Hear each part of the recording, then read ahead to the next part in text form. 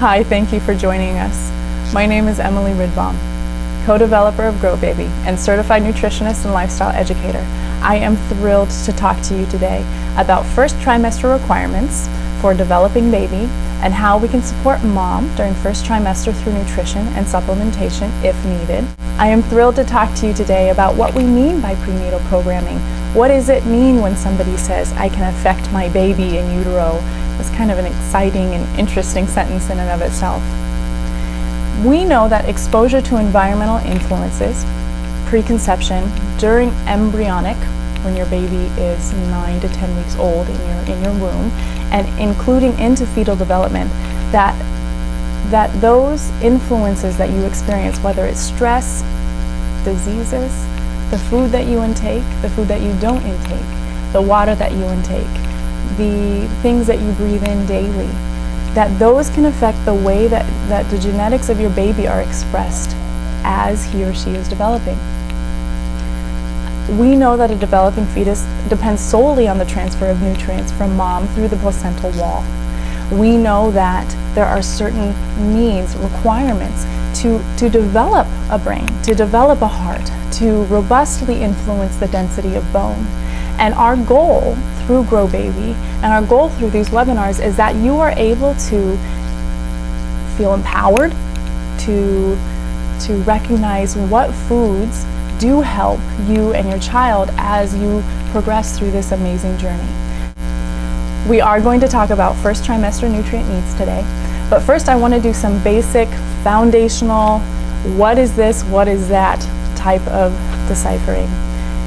We know that moms, healthy moms who start gestation at a healthy BMI, we need them to gain anywhere from 25 to 35 pounds.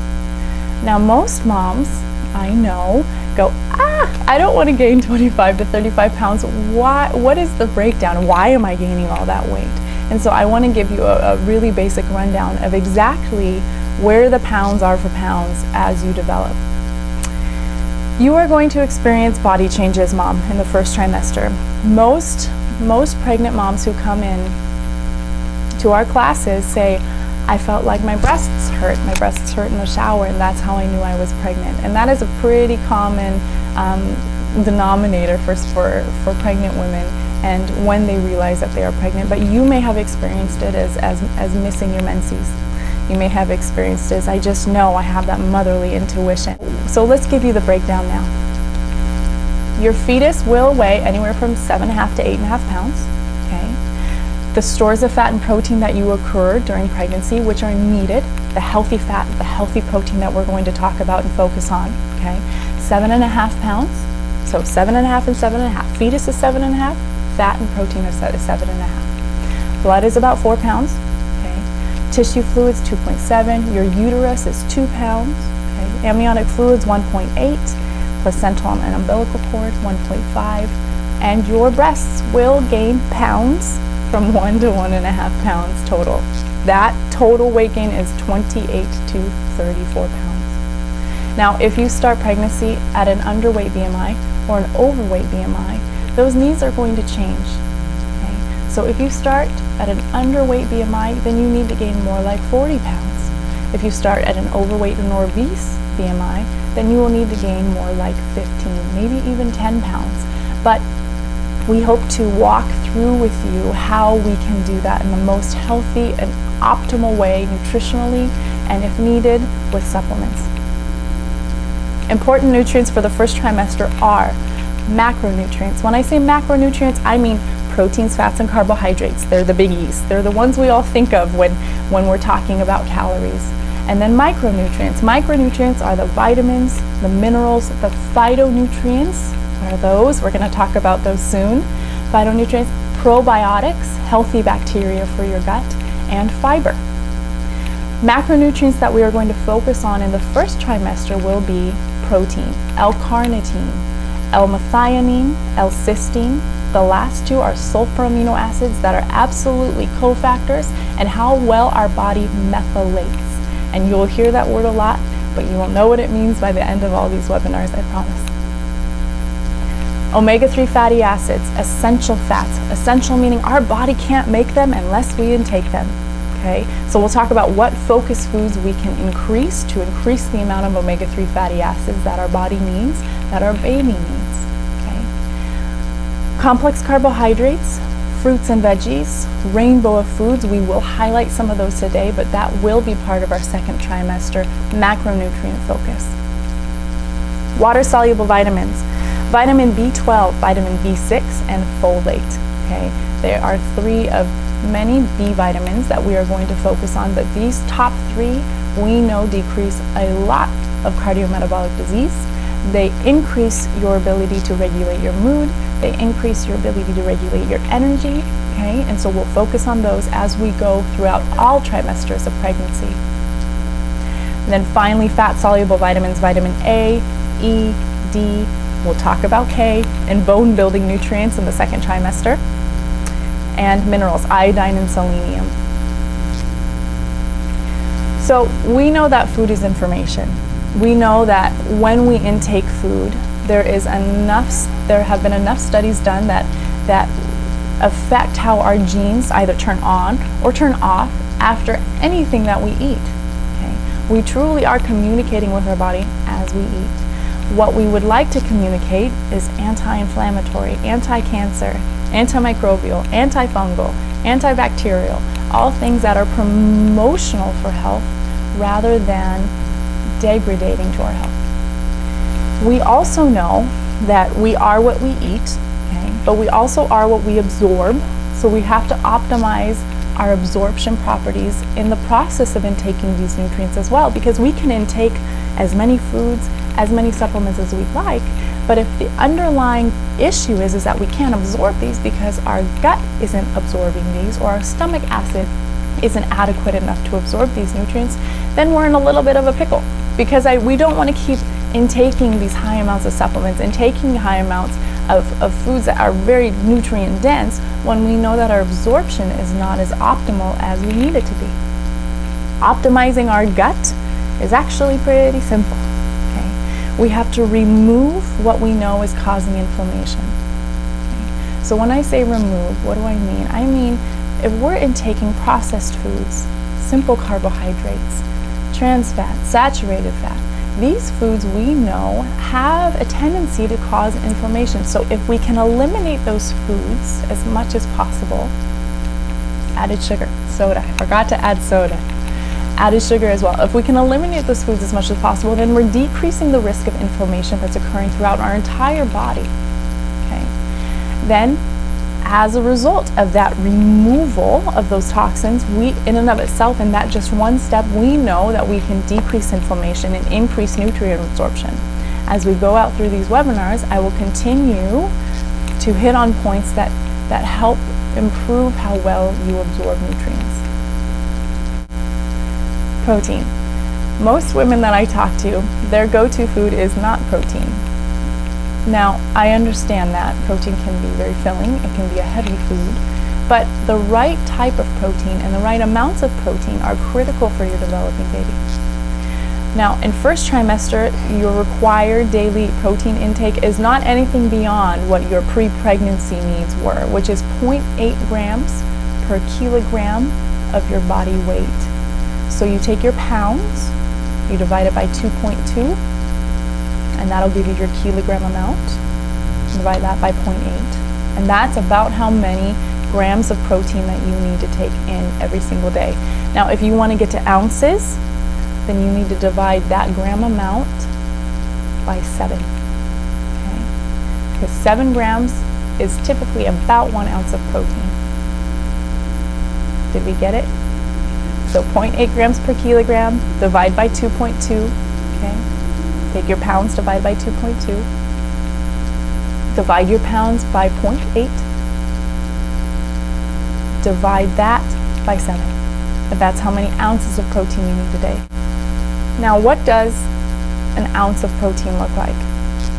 The palm of our hand is about 3 ounces of protein. Okay, the thickness in the palm of our hand is about 3 ounces of protein.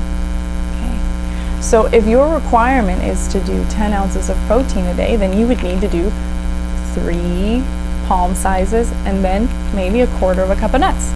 Because 1/4 cup of nuts is about an ounce, equivalent of an ounce of protein. 1/2 cup of beans is about an ounce of protein. 1/2 cup of yogurt is about an ounce of protein. Okay, so really when we deduce it down, it may seem like an astronomical amount at first, but I think that at the end of the day, we can probably do at least 2 palm sizes, or at least a whole hand size, which is about 6 ounces. Okay, say like a chicken breast at lunch or at dinner. You could do 2 eggs in the morning, which would be 2 ounces of protein as well. And then 1/4 cup of nuts. That gets you to 9. So stick a few more nuts on top of your yogurt. And then voila, you're there. As we move throughout pregnancy, you are going to need to increase your needs.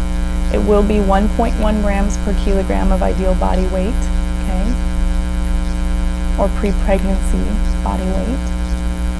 And if you're having twins, it will be an additional 25 grams.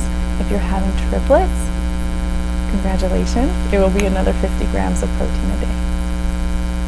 Now, if you are having twins, and you know that you're having twins in the first trimester, if you know that you're having triplets in the first trimester, then you will need to increase your protein needs immediately by 25 grams in addition to your 0.8 grams per kilogram, or 1.1 grams per kilogram in the second and third trimester, with 25 grams for twins, and then with 50 grams for triplets.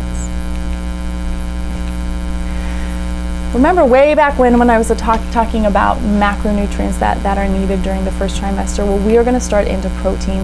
We know our needs. We know it's 0.8 grams per kilogram. Okay. Now, what are the proteins that we need? The first one we are going to start with is L-carnitine. L-carnitine is a wonderful protein friend. All protein is our wonderful friend, but L-carnitine specifically is a wonderful protein friend. Why is that? We know that by the 12th week of pregnancy, the L-carnitine levels in your blood are low. And that frequently leaves the risk or the imbalance of more fats floating free in your bloodstream, okay? That in and of itself, that imbalance can lead to insulin resistance, or even possibly gestational diabetes. L-carnitine is responsible for regulating those free floating fatty acids to make sure that they get inside of your cell for energy, or get to the brain for development, get to your mucosal membranes for development, okay, for baby's development as well. We know that there are associations with L-carnitine and the risks of it being too low, and we know that if we have low L-carnitine, then we do have a higher incidence of gestational diabetes. That if we have low L-carnitine, then we do know that there's an increased risk for asthma as a child. So L-carnitine is one of those proteins that we want to ensure that you're getting daily in your food, but also through supplemental intake if needed. Please ask your provider to check your L-carnitine levels, because it's a pretty easy blood test that they can take with all the rest of your blood tests that you do throughout pregnancy.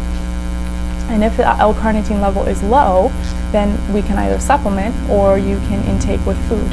We are looking for about 1,000 milligrams of L-carnitine a day. Okay, 1,000 milligrams of L-carnitine a day. We do know that there are some top foods for L-carnitine. Okay?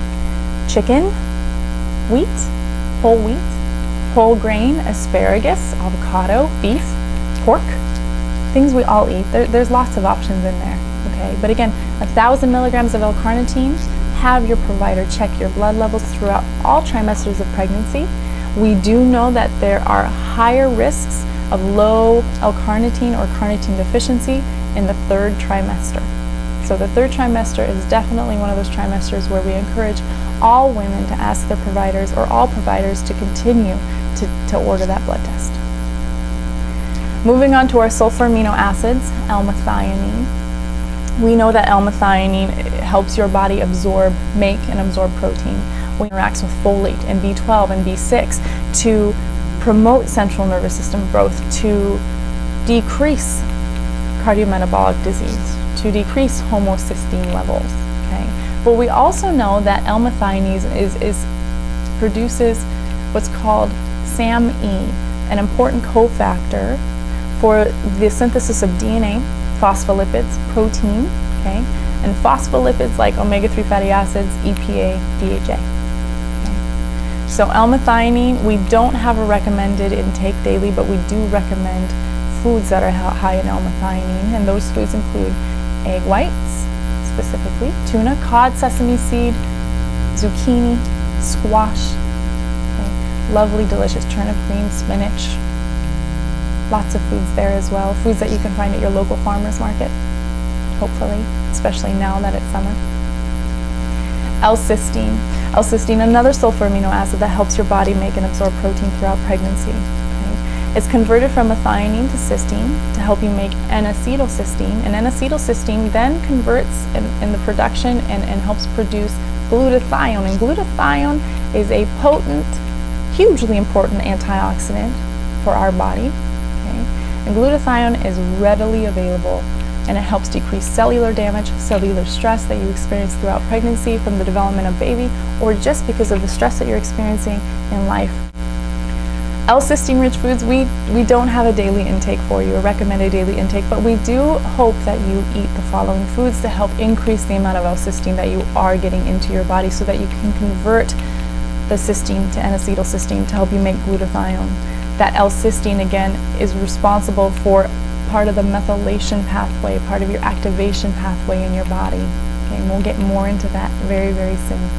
L-cysteine rich foods include poultry, yogurt, Brussels sprouts, deliciously roasted with a little olive oil, rosemary, and salt and pepper. Try it, 325 degrees, roasted, okay? And then once you try the Brussels sprouts, if you still don't like them, then that's okay. But you have to give Brussels sprouts, the roasted version, a shot. Garlic, bell peppers, oats, okay, lots of foods again that you hopefully find appetizing. We are going to stop at protein today. I think it's enough information for us all to chew on and swallow with thought.